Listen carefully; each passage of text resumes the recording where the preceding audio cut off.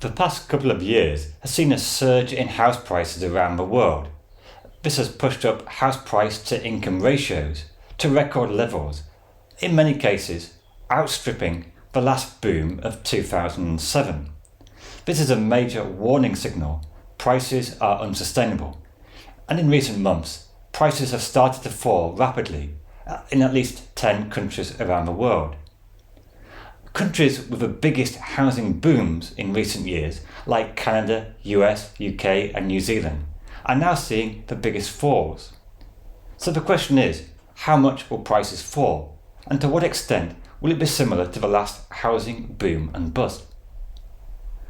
If we look at the US market, after recovering from the last housing crash in 2007 to 09, US prices have soared, causing a record rise in house price to income ratios. The US market is now more unaffordable than it was in 2006, before the last crash. It is a similar story in Canada, which has seen one of the fastest house price growth in the world. Yet both North American countries are now seeing how quickly a housing market can go from boom to bust. Experts predict prices could fall between 3 and 15% next year in Canada and the US, with some saying even these predictions are quite conservative. In the UK it is a similar story, with some experts of the OBR predicting falls in the region of 10%. In New Zealand, Goldman Sachs predict a decline of around 20 to 25% from peak to trough. Now, experts are often reluctant to predict house price falls until they actually see them falling. And this is because no one, at least no professional, usually likes to go out on a limb for fear of being proved wrong. There is a saying, it's better to be wrong in the majority than right on your own. And this is sometimes why markets and investors can get caught up in bubbles. A good question to ask is, how did we end up in the same cycle at 15 years after the last devastating crash in house prices? Well, actually, if we go back to 2006-07, it was mortgage defaults in the US that caused a wave of bank losses. This led to the global credit crunch, with banks around the world running short of liquidity, and this caused a fall in bank lending, a deep recession, and falling house prices. In response to the depth of this recession, central banks around the world cut interest rates to close to zero, which was an unprecedented and quite radical move. Now, these ultra-low interest rates, and even quantitative easing on top, did little to promote a return to strong economic growth. Economic growth has generally been sluggish in the past 15 years. But by trying to prop up consumer spending and economic growth, it inadvertently supercharged housing markets. There was a perfect storm of factors which pushed up house prices. These factors were very cheap mortgages, relatively poor returns on stocks and bonds, and a shortage of supply in many advanced industrial countries. Then in 2020, with the COVID lockdowns, it caused an unexpected rise in demand as people who spent more time at home wanted to spend more money on a better place to live. In the US, prices rose 40% in the space of 2 years, a surge in prices that has been reflected across the globe. However, this confluence of positive factors for the housing market suddenly changed during 2022. Unusually high inflation, caused by rising oil prices and overheating US economy, caused central banks to raise interest rates rapidly. For homeowners and investors who had got used to 12 years of ultra-low interest rates, this was a real shock that changes completely the dynamics of buying a house.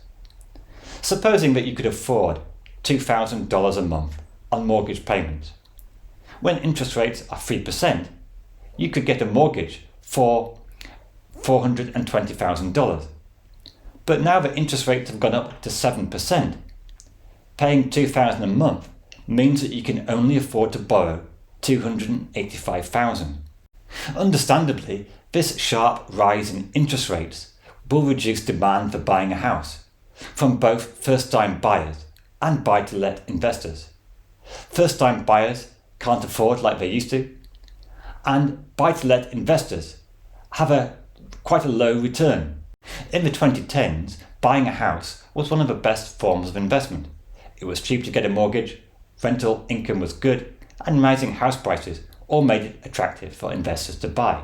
But now, buy-to-let is no longer profitable, with rentable income not being much more than mortgage payments. The main boon for investors was rising prices, but now that prices are forecast to fall, it becomes a good time to sell. Now, interestingly, not all countries have been caught up in the 2010s housing boom, and interestingly, some of those most badly affected by the last housing boom have a much more moderated market. For example, Ireland and Spain.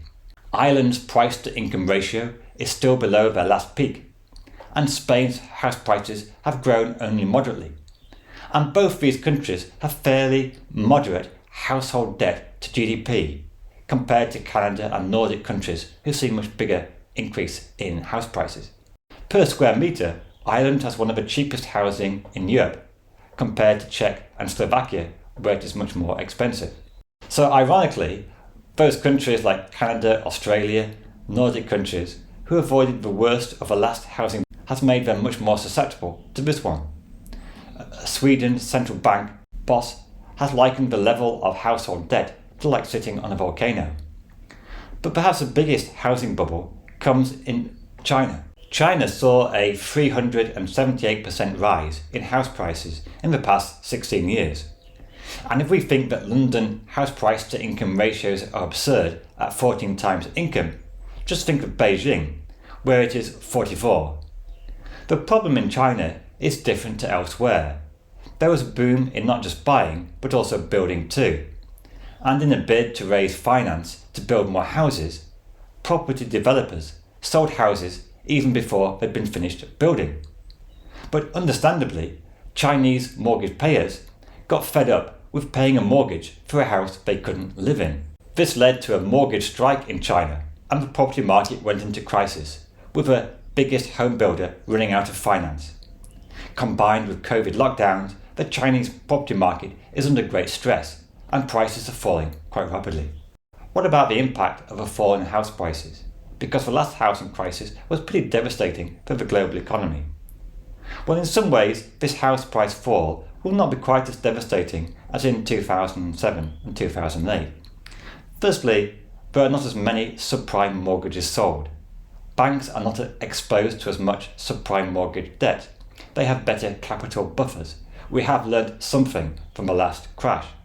But nevertheless, falling prices will invariably cause serious economic costs. Falling house prices reduce wealth and consumer confidence, and therefore the willingness to spend. And it's hard to underestimate how important housing is. Housing accounts for $250 trillion of wealth, much more than the $90 trillion in stock markets. Combined with high inflation and a cost of living crisis, falling house prices has already caused consumer confidence to sink to record lows. And also, falling house prices will reduce home building, a key sector of economic activity, and important for keeping prices low in the very long term. The extent to which prices fall will depend partly on the available supply. For example, the UK has a record house price to earnings ratio, but for a considerable time has failed to increase supply in relation to demand. The UK has one of the lowest housing stocks of any European country, a feature which may limit price falls and, in the very long term, increase prices. Nevertheless, the OBR still predict a 10% fall in house prices in 2023, primarily because of rising interest rates. By contrast, a country like New Zealand has seen a surge in prices, but also a growth in house building. 2023 will see a dramatic drop in demand as higher supply still comes onto the market, and this is a recipe for large falls in prices. This graph for US housing supply shows how a surplus of housing coming onto the market is growing, putting downward pressure on prices. Though not quite as severe as the 2008 crash, it is getting close. The final graph shows the most expensive housing markets with ratio of house price to disposable income. Netherlands is the most expensive, with Canada and New Zealand not far behind. So 2023 is going to be a bad year for the housing market, with prices likely to fall no matter where you live. I hope you found this video useful. If you have, please subscribe and see you soon. Thank you.